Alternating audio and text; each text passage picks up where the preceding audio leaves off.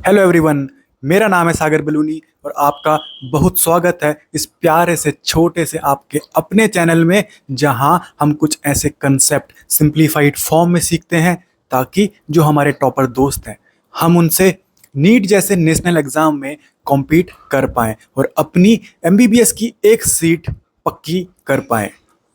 तो जैसे कि कुछ दिन पहले ही आपका नीट का एग्ज़ाम ख़त्म हुआ है, तो आप में से किसी का एग्ज़ाम अच्छा गया होगा, किसी का एग्ज़ाम हो सकता है उतना अच्छा नहीं गया होगा जितना हमने एक्सपेक्ट किया होता है। पर हमको इस टाइम पे लगता है कि यही सब कुछ है। पर अगर आपको मैं सच बताऊं, अपने एक्सपीरियंस से बताऊं, तो यही सब कुछ नहीं होता है।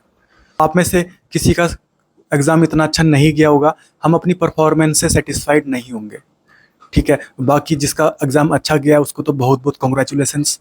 पर जिनका एग्ज़ाम उतने लेवल पे अच्छा नहीं गया होगा, हम अपनी परफॉर्मेंस से खुश नहीं हैं। तो मैं यहाँ पर आपको एक एग्जांपल लेके बताता हूँ जिससे आपको पूरी क्लियरिटी आएगी कि जो ये सक्सेस और फेलियर होता है ये रिलेटिव होता है। किसी के लिए जो चीज़ हम सक्सेस समझ रहे होंगे वो किसी के लिए फेलियर हो सकती है, और जिस चीज़ को हम फेलियर समझ रहे होंगे वो चीज़ किसी के लिए सक्सेस हो सकती है, ठीक है। तो यहाँ पे मैं एक एग्जांपल लेता हूँ। मान लो मैं हूँ और एक मेरा दोस्त है, हम दोनों ने साथ में स्कूलिंग करी और हम दोनों कोटा चले गए नीट की तैयारी करने के लिए। मान लो 1 साल हो गया और उसके बाद मेरा सिलेक्शन नहीं हुआ पर मेरे दोस्त का सिलेक्शन हो जाता है, तो उसको गवर्नमेंट मेडिकल कॉलेज मिल गया, स्टेट गवर्नमेंट मेडिकल कॉलेज, ठीक है। और मेरा सिलेक्शन नहीं हुआ, मैं वापस से ड्रॉप लेता हूँ, ठीक है। तो अभी उसको क्या लगता है कि वो सक्सेस है और मैं फेलियर हूँ।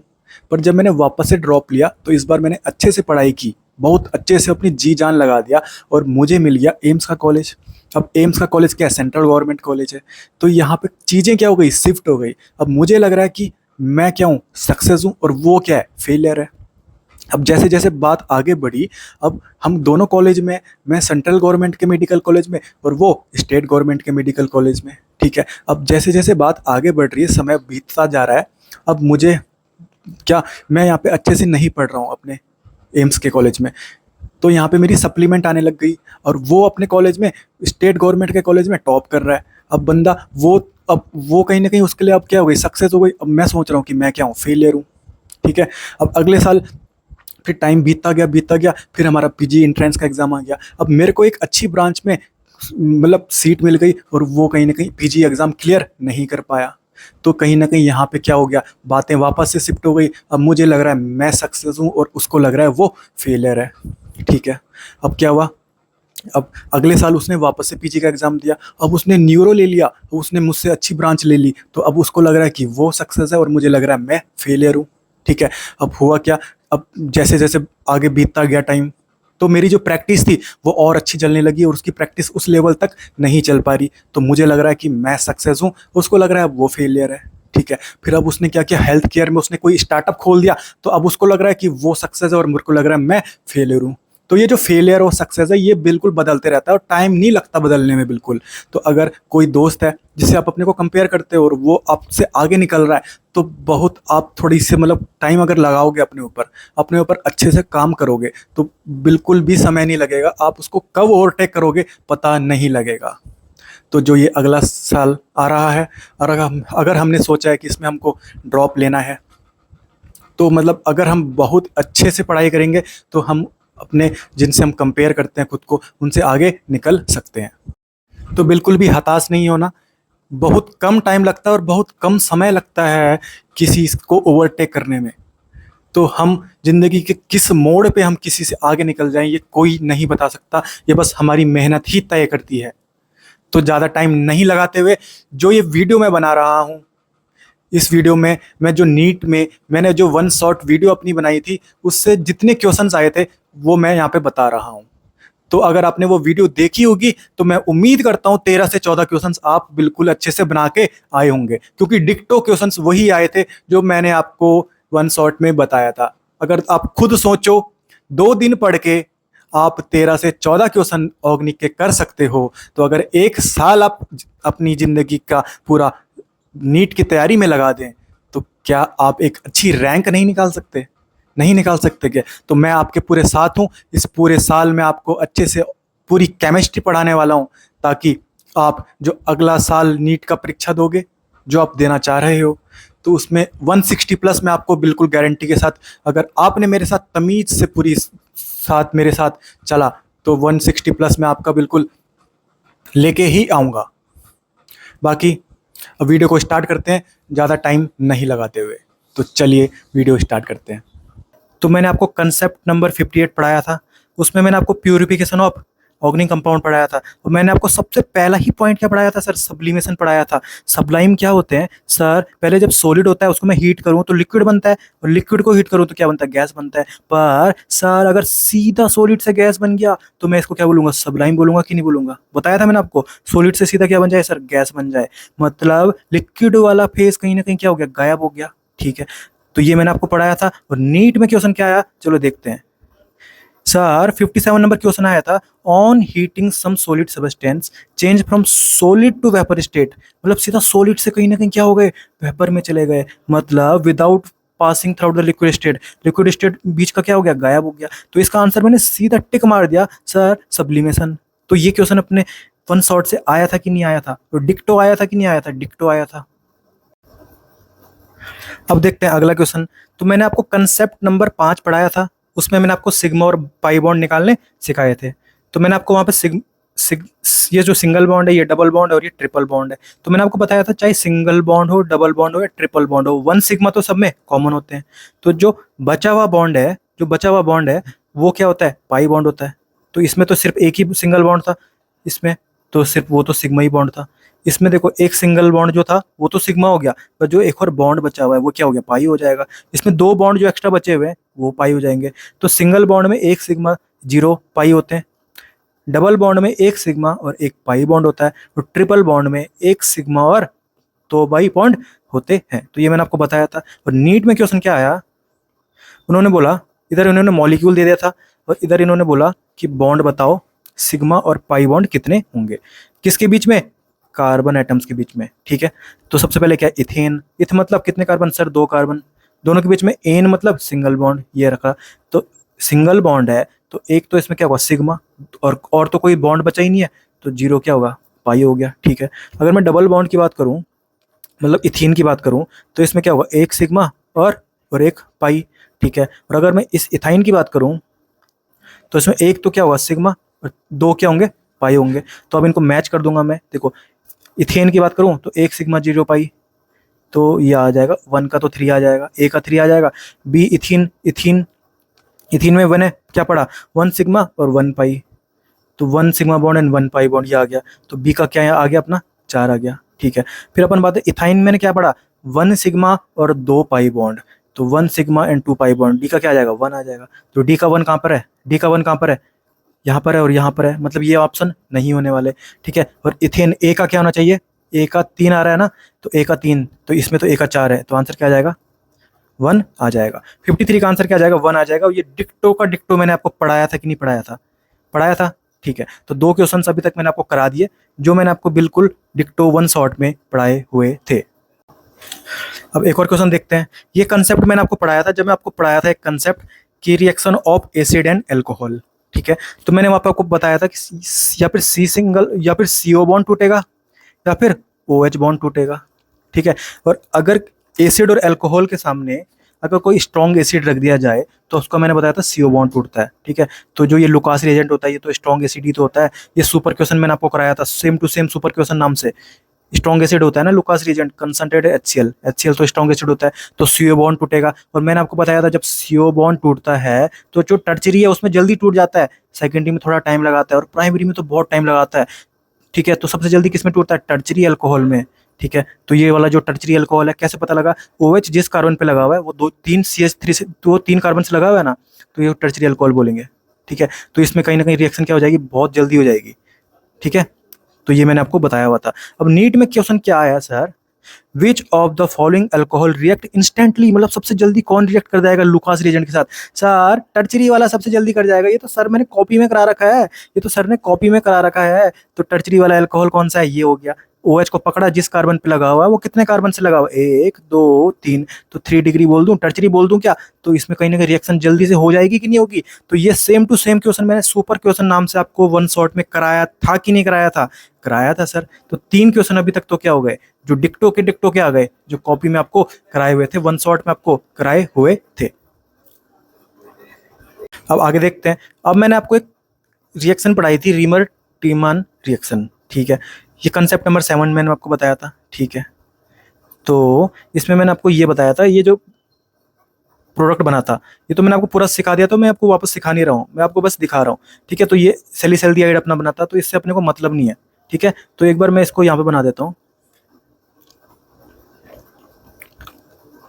ये फिनॉल है अपना, यहाँ पे क्या लग गया, सी, ठीक है। तो यहाँ पे मैंने क्या बताया था कि अगर हाइड्रोजन, हाइड्रोजन किसके साथ लगाओ, ये देखो, हाइड्रोजन अगर नाइट्रोजन ऑक्सीजन फ्लोरीन के साथ, या CCl3 के साथ, CF3 के साथ, या sp कार्बन के साथ लगा होता है, उसको मैं बोलता हूँ हाइड्रोजन बॉन्डिंग कर रहा है। और ऑर्थो पोजीशन में, यहाँ पे देखो ऑर्थो पोजीशन पे लगा हुआ है ना, तो ऑर्थो पोजीशन में कौन सी बॉन्डिंग मैंने बताई थी आपको, intra molecular hydrogen bonding, intra, ठीक है। अगर आपको ये वन शॉट पार्ट 1 अगर आप देखोगे, वन शॉट का पार्ट 1, तो उसमें आपको यहाँ पे दिखेगी। और यहाँ पे मैंने अच्छे से बोला हुआ है कि ऑर्थो में हमेशा कौन सा बॉन्डिंग होती है सर, इंट्रामोलिकुलर और हाइड्रोजन बॉन्डिंग, इंट्रामोलिकुलर ऑर्थो में, ठीक है। तो ये ऑर्थो पोजीशन है अपनी, यहाँ पे CHO लगा हुआ है, तो यहाँ पे जो हाइड्रोजन बॉन्डिंग हो रही है, इसको मैं बोलूंगा इंट्रामोलिकुलर हाइड्रोजन बॉन्डिंग। तो यहाँ पे मैंने आपको बताया था, वीडियो वन शॉट में जाकर देख सकते हो। तो ये क्वेश्चन आया था नीट में, intramolecular hydrogen bonding is present in, मतलब मुझे इंट्रामोलिकुलर हाइड्रोजन बॉन्डिंग ढूंढनी है। सर ने बताया था ऑर्थो वाला क्या होता है, इंट्रामोलिकुलर, मतलब मुझे ऑर्थो वाला ढूंढना है। ये मैंने OH पकड़ा, ये बगल वाला ऑर्थो, सर मैंने मार दिया टिक। तो ऑर्थो वाला तो यही है। इसमें तो क्या हो गया, मेटा, ऑर्थो ये मेटा में लगा हुआ है, और इसमें क्या लगा हुआ है, पैरा में लगा हुआ है। तो ऑर्थो वाला क्या होता है sir, intramolecular hydrogen bonding show करता है। तो ये मैंने कराया था क्लास में कि नहीं कराया था, मैंने वन शॉट में ये भी कवर आपका किया था। तो अभी तक 4 क्वेश्चन तो क्या हो गए, जो मैंने आपको वन शॉट में कराए हुए थे, ठीक है। अब आगे देखते हैं, अब आगे देखते हैं। तो मैंने आपको कंसेप्ट नंबर जब 87 पढ़ा रहा था, तो मैंने आपको पढ़ाया था Friedel Crafts alkylation and Friedel Crafts acylation, ठीक है। और यही कंसेप्ट मैंने आपको कब पढ़ाया था, जब मैं आपको बेंजीन वाली रिएक्शंस पढ़ा रहा था, ठीक है। तो मैंने आपको बताया था, ये बेंजीन है, बेंजीन के सामने देखो क्या रखा हुआ है इसमें, RCOCl AlCl3, ठीक है। तो इसमें मैंने बोला था कि हेलोजन को हटाओ, और जो बचा हुआ है उसको, अगर बेंजीन, इसमें तो एक्टिवेटिंग डीएक्टिवेटिंग का पता नहीं लग रहा था, तो मैंने बोला था इसकी खोपड़ी में लगाना होता है।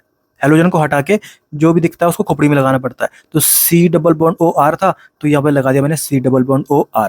इसको मैं बोलता हूँ फ्रीडिल क्राफ्ट एसाइलेशन, ठीक है। तो नीट में क्या क्वेश्चन आया, ये देखो, अगर मैं ऑप्शन नंबर बी देखूं इसका, ये बेंजीन था, तो इधर रिएजेंट दे रखे थे, तो देखो इसका रिएजेंट ये नहीं आएगा क्या, ठीक है। क्योंकि अगर बेंजीन के सामने ये RCOCl रखा हुआ है, ये बेंजीन है, इसके सामने क्या रखा हुआ है, Cl, और नीचे से क्या लिखा हुआ है, AlCl3। तो ये तो वही आ गया जो मैंने आपको पढ़ाया था, ये तो फ्रीडिल क्राफ्ट एसाइलेशन आ गया। तो हेलोजन को हटाया मैंने, बाकी जो बचा हुआ उसको बेंजीन की खोपड़ी में लगा दिया, जब बाकी जो बचा हुआ उसको मैंने बेंजीन की खोपड़ी में लगा दिया। तो देखो, ये बेंजीन की खोपड़ी में क्या लगा दिया मैंने, बाकी जो बचा हुआ है, तो ये मैंने क्या लगा दिया, C डबल बॉन्ड O, और ये बेंजीन। तो ये तो देखो यही तो बन रहा है। तो मतलब जो बी वाला है उसके लिए रिएजेंट कौन सा चाहिए था, ये चाहिए था, एनाइड, ये RCOCl एंड एनाइड्रस AlCl3। तो बी का ऑप्शन, बी का क्या आना चाहिए, 1 आना चाहिए, पर बी का 1 तो यहाँ पे भी दे रखा है, यहाँ पे भी दे रखा है, और यहाँ पे भी दे रखा है, तो ये वाला आंसर तो नहीं आ सकता, ठीक है। फिर और देखते हैं। अब मैंने आपको एक रिएक्शन पढ़ाई थी, ओजोनोलाइसिस रिएक्शन, ठीक है। ओजोनोलाइसिस रिएक्शन, तो इसमें क्या होता है, देखो रिएजेंट क्या होता है, ओजोन जिंक एंड वाटर, ठीक है, ओजोन जिंक एंड वाटर। इसमें अपने को क्या पता होना चाहिए, जो C डबल बॉन्ड C होता है, मतलब ऑक्सीडेशन कराता था ये, तो ऑक्सीडेशन अपन कैसे करते थे, C डबल बॉन्ड C को तोड़ते थे, इधर एक O दिया, इधर एक O दिया, ये मैंने बढ़ाया था आपको, ठीक है। या फिर ऑक्सीडेशन कैसे करते हैं, C सिंगल बॉन्ड H को तोड़ते हैं, इधर भी OH दिया और उधर भी OH दिया, पर पहले अपनी प्रायोरिटी क्या होती थी, C डबल बॉन्ड C को तोड़ना होता था, ठीक है। जैसे ये एग्जाम्पल है, तो यहाँ पे मैंने लाइन खींची, एक O दिया, इधर O इधर दिया, तो देखो ये ऐसे बन जाते थे, ये मैंने आपको डिटेल में पढ़ाए हुए हैं, ठीक है। तो ओजोनोलाइसिस रिएक्शन में ऑक्सीडेशन होता था, और रिएजेंट क्या थे उसके, ये थे, ठीक है। अब नीट में क्वेश्चन क्या आया, ये दे रखा था इन्होंने, ठीक है। अब इसका देखो, अगर इसमें मैं बीच में जो, अगर एक को इधर दे दूं, एक को उधर दे दूं, तो दो ऐसे नहीं बन जाएंगे क्या, दो ऐसे नहीं बन जाएंगे क्या। तो ये कहीं ना कहीं ओजोनोलाइसिस रिएक्शन होगी कि नहीं होगी, तो ये कौन कराएगा, ये कराएगा, कराएगा नहीं कराएगा?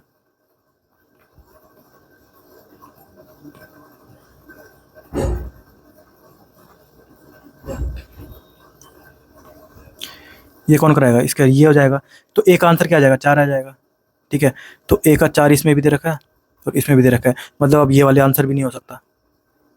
ठीक है, या फिर 1 आएगा और या फिर क्या आएगा? 3 आएगा। अब ध्यान से देखो, ये वाला ये रिएक्टेंट था और प्रोडक्ट अपने ये बन गया। इसमें कहीं ना कहीं पता नहीं कहाँ से क्या आ गया, के आ गया, पोटेशियम आ गया। तो पोटेशियम तो यहीं दे रखा होगा, तो यहीं से तो आया होगा पोटेशियम, और यहाँ से तो जहाँ होगा ही नहीं वहां से थोड़ी आ जाएगा अचानक से। तो आंसर डी का तो क्या आने वाला था? 3 ही आने वाला था। तो डी का क्या आएगा? 3 आएगा। तो डी का क्या है? 3। तो आंसर क्या आ जाएगा अपना? 1 आ जाएगा। ऑप्शन नंबर ए आ जाएगा। ठीक है, तो ये कंसेप्ट मैंने आपको पूरा पढ़ा रखा था। एक तो इसमें कौन सी रिएक्शन आ गई? ओजोनोलाइसिस वाली रिएक्शन आ गई, और एक इसमें कौन सी आ गई? फ्रीडल क्राफ्ट एसाइलेशन रिएक्शन आ गई। अब अगला मैंने क्या पढ़ाया था आपको? मैंने आपको कंसेप्ट नंबर 74 में पढ़ाया था, ऑक्सीडेशन एंड रिडक्शन कराना। ठीक है, तो इसमें जो KMnO4 होता है ये क्या कराता है? ऑक्सीडेशन कराता है। फिर ऑक्सीडेशन करना क्या सिखाया था मैंने आपको? C डबल बॉन्ड C को तोड़ो और काई से तोड़ो, O से तोड़ो, या फिर C सिंगल बॉन्ड H को तोड़ो, काई से? OH से तोड़ो। ठीक है, तो ये मैंने आपको सिखाया था कि KMnO4 क्या कराता है? ऑक्सीडेशन कराता है। ठीक है, फिर मैंने आपको एंटी मार्कोनिकॉफ रूल पढ़ाया था। यहाँ पे रीअरेंजमेंट क्या होता है? नहीं होता। मैंने आपको सिंपल बताया था, नेगेटिव वाला वहाँ जाएगा जहाँ हाइड्रोजन क्या होंगे? ज़्यादा होंगे। जैसे अपन बात करें, ये था, तो ये डबल बॉन्ड है, इधर हाइड्रोजन 2 है, उधर हाइड्रोजन 1 है। तो जो नेगेटिव वाला है Br, वो यहाँ पे कहाँ जाएगा? जहाँ हाइड्रोजन ज़्यादा हो। ठीक है, तो Br यहाँ लगा था, देखो यहाँ लगा। ठीक है, तो अपने पास क्वेश्चन क्या आया? Identified the correct reagents that would bring about the following transformation. मतलब ये इसको अपने को ये बनाना है, ये अपना रिएक्टेंट है और ये अपना प्रोडक्ट है। तो अपने को क्या बोल रहा है कि रिएजेंट बताओ, रिएजेंट बताओ। ठीक है, अब ध्यान से देखो, ये एल्कीन है, ये क्या है? एल्कीन है। तो कहीं ना कहीं अपने को देखो हाइड्रोजन पेरोक्साइड, मैंने आपको बताया था हाइड्रोजन पेरोक्साइड क्या करता है? सर ये तो एंटी मार्कोनिकॉफ कराता है। ये देखो पेरोक्सीडेज, पेरोक्सीडेज मतलब H2O2। ये देखो पेरोक्साइड H2O2, ये क्या कराता है? अपना एंटी मार्कोनिकॉफ। ठीक है, तो मैंने एंटी मार्कोनिकॉफ लगाना पड़ेगा पहले। ठीक है, तो जैसे अपने पास ये है ना, तो इसमें मैं क्या लगा रहा हूँ? Anti Markovnikov. क्यों लगा रहा हूँ? क्योंकि सामने पे हाइड्रोजन पेरोक्साइड लिखा हुआ है। ठीक है, तो देखो ये मैंने पकड़ा, इसमें इधर हाइड्रोजन कितने? 1 है, और इधर हाइड्रोजन कितने हैं? 2 हैं। तो नेगेटिव वाला वहां जाएगा जहाँ हाइड्रोजन क्या होंगे? ज़्यादा होंगे। तो नेगेटिव वाला कहाँ जाएगा? यहाँ जाएगा। तो ये ऐसा बन जाएगा। अब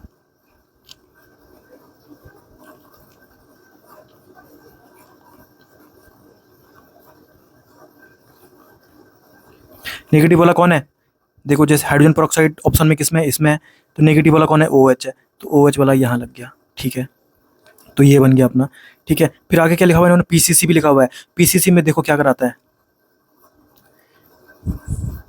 जब मैंने आपको ये पढ़ाया था ऑक्सीडेशन वाला, ये ऑक्सीडेशन, तो देखो PCC इसमें पढ़ाया था मैंने आपको, मतलब PCC भी क्या कराता है? ऑक्सीडेशन कराता है। तो मुझे अब उसका ऑक्सीडेशन भी कराना पड़ेगा। अब देखो उसका मुझे ऑक्सीडेशन कराना है। अब ध्यान से देखो, ये कौन सा अल्कोहल है? प्राइमरी अल्कोहल है, क्योंकि OH जिस कार्बन पे लगा हुआ है वो सिर्फ एक कार्बन से लगा हुआ है। और मैंने आपको बताया था सर, प्राइमरी अल्कोहल का ऑक्सीडेशन कराने पर क्या बनता है? सर एल्डिहाइड बनता है। ये मैंने आपको ऑक्सीडेशन ऑफ अल्कोहल पढ़ाए थे। और यहाँ पे जो प्राइमरी अल्कोहल है, 1 डिग्री अल्कोहल है, उसका जब ऑक्सीडेशन हुआ था तो क्या बनता था? एल्डिहाइड बनता था कि नहीं बनता था? बनता था। और वो कैसे बनता था वो भी मैं आपको बता देता हूँ। ठीक है, ऑक्सीडेशन क्या करते थे? C सिंगल बॉन्ड H को तोड़ते थे, कैसे? OH से।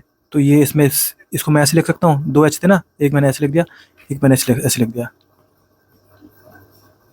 C सिंगल बॉन्ड H को तोड़ा मैंने, OH एक उधर दिया, एक इसको इधर दिया। ये तो पानी था, ये तो निकल गया। ठीक है, तो ये अब ऐसा बन गया, देखो CH2 CH2 C, एक H ऊपर है, इधर क्या है? OH है, और नीचे भी क्या है? OH है। मैंने आपको बताया था किसी भी कंपाउंड में एक से ज़्यादा OH हो गए तो वो क्या होता है? अनस्टेबल होता है। तो उसमें क्या निकालना होता है? पानी निकालना होता है। पानी निकाल दिया, H2O। ठीक है, ये और कार्बन और ऑक्सीजन के बीच में डबल बॉन्ड ही होता है। ठीक है, तो ये अपना क्या बन गया? एल्डिहाइड, CHO है ना। ठीक है, तो अपना आंसर देखो क्या आ गया था? ये जो दे रखा था नीचे इन्होंने। ठीक है, तो मेरा प्रोडक्ट बन गया जो मुझे इन्होंने पूछा हुआ था। तो मुझे कौन कौन से रिएजेंट चाहिए? एक तो H2O2, OH माइनस आयन, ये एंटी मार्कोनिकॉफ रूल कराया, और OH वहाँ पे चिपक गया जहाँ पे हाइड्रोजन ज़्यादा थे। फिर उन्होंने क्या कराया? ऑक्सीडेशन कराया। तो ये PCC भी चाहिए, PCC भी चाहिए। तो आप ऑप्शन नंबर कौन सा आ जाएगा अपना? ऑप्शन नंबर इसका क्या आ जाएगा? 4th आ जाएगा। ऑप्शन नंबर कौन सा आ जाएगा? 4th आ जाएगा। तो ये 72 क्वेश्चन भी मैंने आपको कॉपी में करा रखा था कि नहीं करा रखा था? करा रखा था। ठीक है, फिर इसके बाद एक क्वेश्चन आया, the compound that will undergo SN1 reaction. SN1 reaction तो मैंने आपको बताया था, सबसे पहले रेजोनेंस देखते हैं, फिर उससे बाद क्या देखते हैं, अल्फा हाइड्रोजन देखते हैं, मतलब हाइपर कंजुगेशन देखते हैं। तो देखो रेजोनेंस देखते हैं, ये मैंने बताया था जो हैलोजन होते हैं उनकी लीविंग टेंडेंसी क्या होती है, बहुत भयंकर होती है। तो ये हैलोजन है, ये भाग जाएंगे माइनस लेके, पीछे छोड़ देंगे पॉजिटिव चार्ज, पीछे छोड़ देंगे पॉजिटिव चार्ज, पीछे छोड़ देंगे पॉजिटिव चार्ज, पीछे छोड़ देंगे पॉजिटिव चार्ज। अब ध्यान से देखो यहाँ पे रेजोनेंस हो रहा है कितना तगड़ा, double bond single bond, double bond single bond, फिर नहीं sorry, double bond single bond, double bond single bond, double bond, फिर सिंगल बॉन्ड, फिर यहाँ पे पॉजिटिव चार्ज भी आ गया। तो यहाँ पे रेजोनेंस हो रहा था, तो यहाँ पे SN1 रिएक्शन बहुत जल्दी हो जाएगी कि नहीं होगी। तो 73 का आंसर क्या आ जाएगा, 2 आ जाएगा। ये भी मैंने कॉपी में आपको करा रखा था, ठीक है। देखो question number 6, which of the following is most reactive towards SN1 reaction. ठीक है, ये बेंजीन है, इसके फिर सिंगल बॉन्ड और फिर पॉजिटिव चार्ज। तो यहाँ पे रेजोनेंस हो रहा है, पर यहाँ पे तो 2 जगह से हो रहा है, यहाँ पे फिर 1 जगह से हो रहा है, यहाँ पे भी 2 जगह से हो रहा है, ऊपर से अल्फा हाइड्रोजन भी 3 निकल रहे थे। तो इसका आंसर तो यहाँ पे ये आया था, पर जो मेरे ऑप्शन आए थे नीट में वो तो ये तो अच्छा क्वेश्चन था, वो तो एक सिंपल क्वेश्चन था, उसमें आंसर यही वाला आ गया। तो ये वाले भयंकर, यहाँ पे तो भयंकर भयंकर ऑप्शन थे, तो वहाँ पे इतने सिंपल सिंपल थे कि रेजोनेंस वाला सिर्फ यही आ रहा था जिसमें अच्छे से रेजोनेंस हो रहा था। तो 73 का मैंने आंसर क्या मारा था, ऑप्शन नंबर 2 मारा था। तो ये भी मेरे क्वेश्चन से आया था कि नहीं आया था, मेरे 1 शॉट से आया था कि नहीं आया था, आया था सर। अब मैंने आपको कंसेप्ट नंबर 90 बढ़ाया।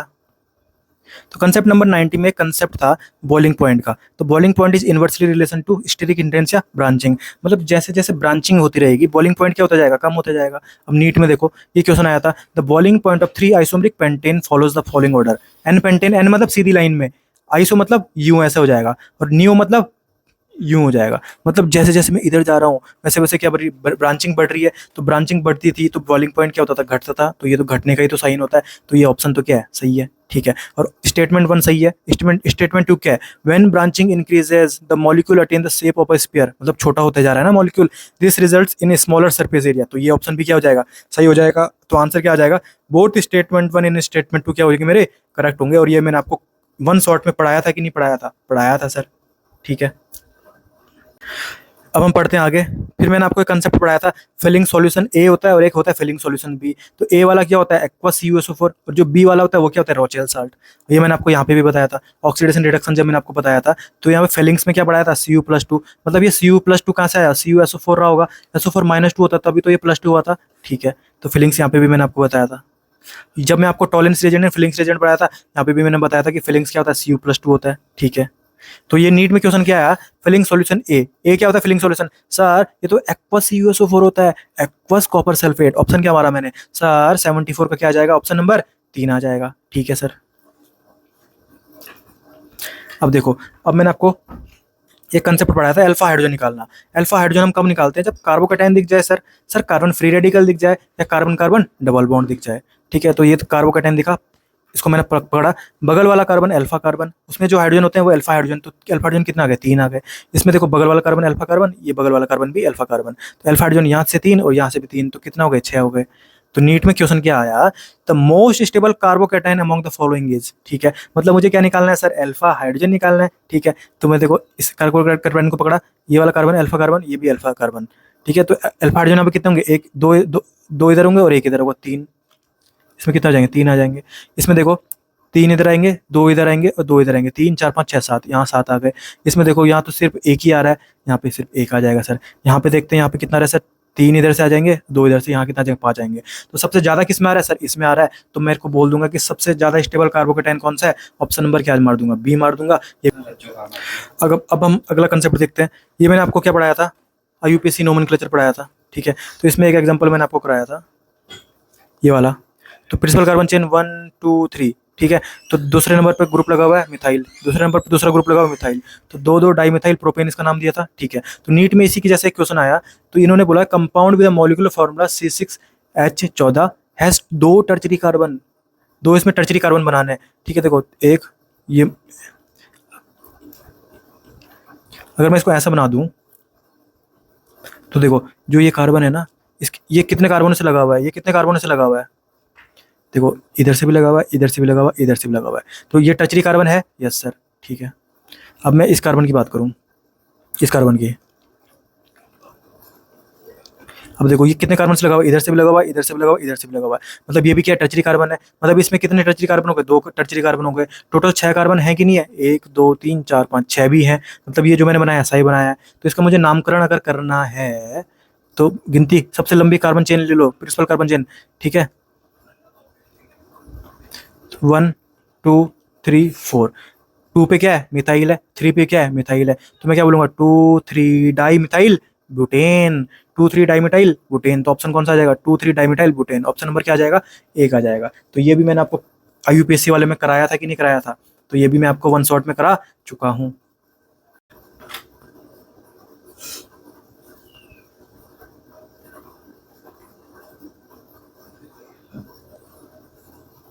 अब मैंने आपको कॉन्सेप्ट नंबर 74 में ऑक्सीडेशन रिडक्शन पढ़ाया था, तो इसका क्वेश्चन पहले भी आ चुका है और इसका दूसरा क्वेश्चन आया था ऑक्सीडेशन का, ठीक है। तो ये जो कमीनी है KMnO4, ये क्या कराता है, ऑक्सीडेशन कराता है, ठीक है।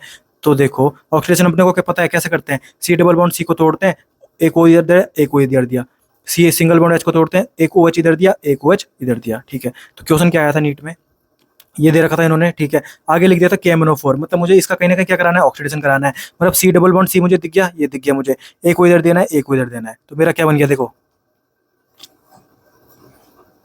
C, ये बन गया कि नहीं बनेगा। अब मुझे इसका वापस ऑक्सीडेशन हो सकता है कि नहीं हो सकता, तो C सिंगल बॉन्ड H में भी तो ऑक्सीडेशन होता था। C सिंगल बॉन्ड H को कैसे तोड़ते हैं, OH से तोड़ते हैं। ये मुझे दिख गया C सिंगल बॉन्ड H, एक OH मैंने इसको दिया, एक OH मैंने उसको दिया। तो मेरा क्या बन गया, C डबल बॉन्ड O, इधर OH। तो मेरा बन गया बेंजोइक एसिड। तो मेरे बेंजोइक एसिड ऑप्शन नंबर 4 में देखा, तो 92 का मैंने ऑप्शन नंबर क्या मार दिया सर, 4 मार दिया। तो ये भी मेरा क्या हो गया, क्लियर हो गया। ये जो वाला क्वेश्चन था बॉइलिंग पॉइंट वाला, तो ये मैंने उसमें आइसो और नियो जो थे वो मैंने आपको पढ़ाए से पढ़ा रखे थे। तो ऐसा मैं कुछ भी आपको नहीं पढ़ाया था जो आपको उसमें जाके कुछ नया दिखे। तो मतलब जो भी चीज़ पढ़ाई थी वही आया है, ठीक है। आइसो और नियो मैंने आपको बताए थे। SN1 रिएक्शन और SN2 मैंने आपको बता रखी है। SN1 में रीअरेंजमेंट होता था और SN2 में रीअरेंजमेंट नहीं होता था, ठीक है। टर्चरी वाले में जो टर्चरी अल्काइल हैलाइड है उसमें अल्फा हाइड्रोजन ज़्यादा हो जाएंगे, जैसे ये है। तो इसमें क्या हो जाती थी, SN1 हो जाती थी। इसमें जैसे जैसे मतलब अल्फा हाइड्रोजन बढ़ते थे वैसे वैसे चांसेस SN1 के क्या हो जाते थे, ज़्यादा हो जाते थे। पर मैं यहाँ पे बात करूँ, अगर प्राइमरी अल्काइल हैलाइड है, प्राइमरी अल्काइल हैलाइड ये वाला, तो ये SN1 में तो हार रहा है पर ये SN2 में जीत जाएगा, यहाँ पे उल्टा होना था, ठीक है। तो जो प्राइमरी अल्काइल हैलाइड है उसमें SN1 चलेगी कि SN2 चलेगी, सर SN2 चलेगी। SN2 में रीअरेंजमेंट होता है, नहीं होता सर, ठीक है।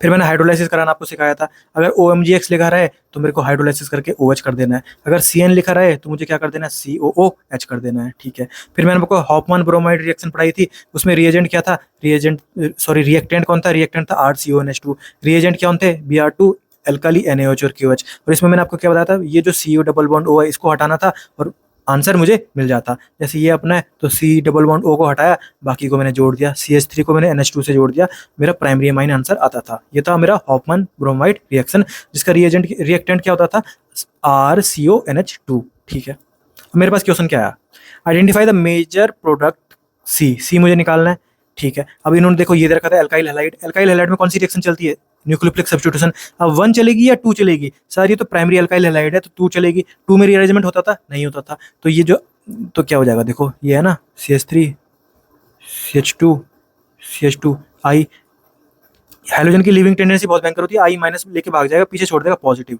ठीक है। अब पॉजिटिव में यहाँ का नेगेटिव वाला कौन सा पार्ट आ गया, CN आ गया, ठीक है। तो ये बन गया अपना A, ठीक है। अब इसका क्या कराना है, मुझे पार्सल हाइड्रोलाइसिस कराना है, ठीक है। तो मैंने आपको जो पढ़ाया था वहाँ पे वो कंप्लीट हाइड्रोलाइसिस पढ़ाई थी। तो कंप्लीट अगर हाइड्रोलाइसिस होती तो CN की जगह में क्या लग जाता, COOH, ये मैंने आपको पढ़ाई थी, ठीक है। पर यहाँ पे पार्सल हाइड्रोलाइसिस है, तो पार्सल हाइड्रोलाइसिस में क्या हो जाता है, CN की जगह में लगता है CONH2, क्या लगता है, CONH2, ठीक है। तो सर ये तो आपने नहीं बताया था, तो मान लो ये अगर मैंने नहीं भी बताया है, या अगर मैंने नहीं भी बताया है, तो मैंने ये तो बताया है कि आगे क्या है, Br2NaOH, ये तो हॉफमैन ब्रोमाइड रिएक्शन है, तो जो इसका रिएक्टेंट होगा वो कहीं ना कहीं RCONH2 ही तो होगा। R तो इसमें ये दिख गया, तो मैं यहाँ पे तो ऐसे लिख सकता था CH3 CH2 CH2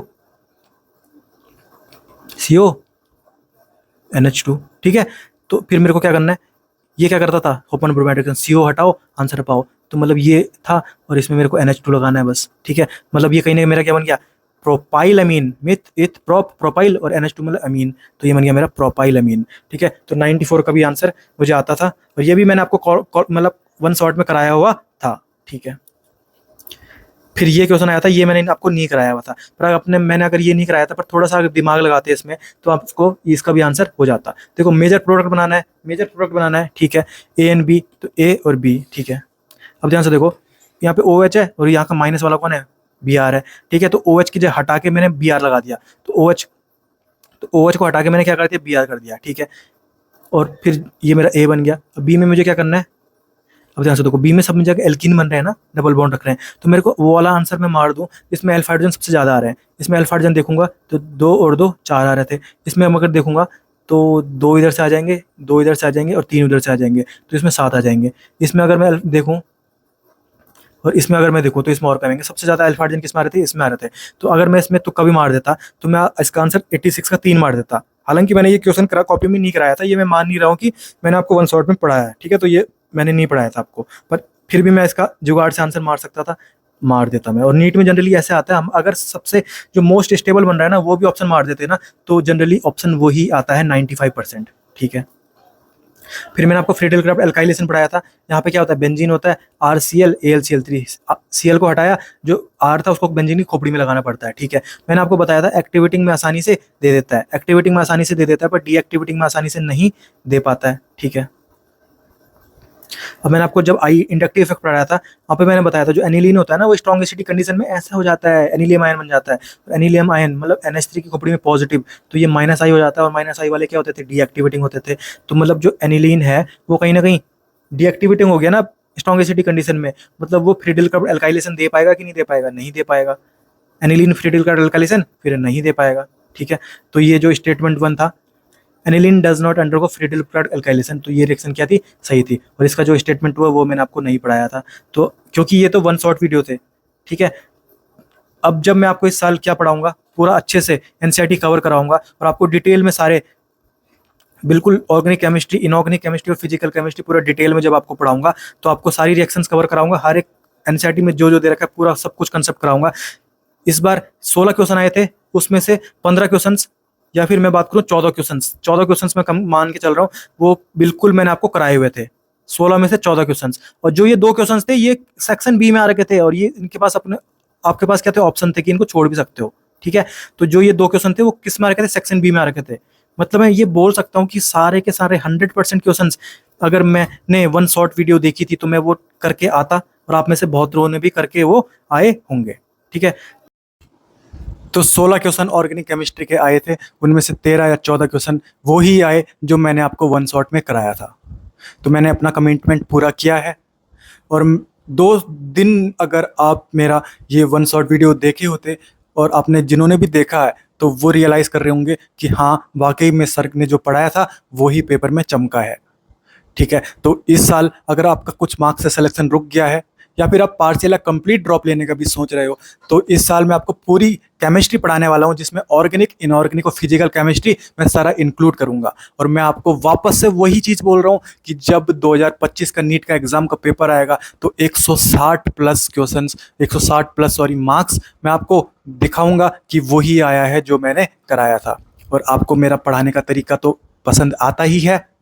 बाकी हम इस बार एनसीईआरटी का पूरा कवरेज लेंगे, एनसीईआरटी का कुछ भी पॉइंट नहीं छोड़ने वाले। नीट के 2006 से लेकर 2023 तक के सारे क्वेश्चंस लगाएंगे, जेईई मेंस के 2019 से लेकर 2024 तक के सारे क्वेश्चंस लगाएंगे। बाकी हम एनसीईआरटी के सॉल्व एग्जांपल्स करेंगे, हम एनसीईआरटी एग्जाम्पलर के क्वेश्चंस करेंगे, तो हम कुछ भी नहीं छोड़ने वाले हैं। 2025 में केमिस्ट्री का मैं वादा आपसे करता हूं कि अगर साल भर तमीज से आपने मेरा साथ दिया तो 2025 केमिस्ट्री में आप फोड़ के तो आने वाले हो, ठीक है। बाकी मेहनत तो आपको करनी पड़ेगी, क्योंकि हम एवरेज लोग हैं, हम एवरेज बच्चे हैं। जो सपना हमने देखा है डॉक्टर बनने का, वो सपना हमारे बगल वाले ने भी देखा है, जो 6-5 साल से अच्छे से मेहनत कर रहा है। हम कुछ टाइम पहले तक पूरी आवारागर्दी कर रहे थे, कोई मतलब ही नहीं पढ़ाई का, पर अचानक से मेरे दिमाग में सपना आया कि मुझे डॉक्टर बनना है। ये सपना तो गलत है नहीं, पर ये सपना जो तुम डॉक्टर बनने का देख रहे हो, ये सपना तो उसने भी देखा है जो 5 साल से रगड़ रहा है, जो 6th 7th 8th 9th पूरी तैयारी कर रहा है 5-6 साल से। ये सपना उसने भी देखा है डॉक्टर बनने का। तो हमने क्या सपना गलत देखा है? सपना हमने गलत नहीं देखा है, ठीक है। तो जो ऊपर वाला है उसके आंखों में आप काली पट्टी बांध के मतलब उसको ये तो नहीं बोलोगे कि भैया इसका भी सिलेक्शन करा दो और मेरा भी सिलेक्शन करा दो। वो तो पूरा देख रहा है ना कि इसने इतनी मेहनत करी है और तुम तो भाई अभी अचानक से तुम्हारा एक दिन सपना आ गया कि मुझे डॉक्टर बनना है और दोनों को वो डॉक्टर बना दे, तो ऐसा तो नहीं हो सकता। तो हमको करना क्या है, हमको अपने मन में ठानना है कि अगर ये चलेगा एक्स डिस्टेंस तो मुझे चलना पड़ेगा 2x डिस्टेंस। अगर ये 5 घंटे तक टीवी नहीं देखेगा, 5 दिनों तक टीवी नहीं देखेगा, तो मुझे 10 दिनों तक टीवी नहीं देखनी, मुझे 10 दिनों तक मोबाइल नहीं चलाना। तो मतलब जितना उसने मेहनत करनी है, अब मुझे उससे डबल मेहनत तो करनी पड़ेगी कि नहीं करनी पड़ेगी, क्योंकि जो मैंने पिछले पाप किए हैं उनको मुझे सुधारना है कि नहीं सुधारना है। क्योंकि दोनों का गोल सेम है, दोनों को पहुंचना सेम जगह है, तो दोनों की मेहनत यहाँ पे डिफरेंस होगी कि नहीं होगी। क्योंकि भैया वो तो बहुत पहले से चलता आ रहा है और हमने अपनी जो दौड़ है वो अभी ही स्टार्ट की है। तो भाइयों, मिलते हैं आपसे अगली वीडियो में, और मुझे उम्मीद करता हूँ कि जितने भी मैंने आपसे ये वादे किए हैं या जितनी भी बात आपको मैंने बताई है, ये आप कंठस्थ करके अपने मन से इसको उतारोगे, और कहीं ना कहीं इस साल मतलब जितनी भी हमने गलतियां की हैं उन गलतियों को ना दोहराते हुए 2025 में एक ऐसी रैंक निकालेंगे, सिलेक्शन का तो सोचना ही नहीं है, एक ऐसी रैंक निकालेंगे ताकि जो हम पे ताने मारते हैं हम उनको कहीं ना कहीं दिखा देंगे कि हम कौन है। बाकी धन्यवाद दोस्तों, मिलते हैं नेक्स्ट वीडियो में। आपका बहुत बहुत धन्यवाद। सत श्री अकाल, नमस्ते।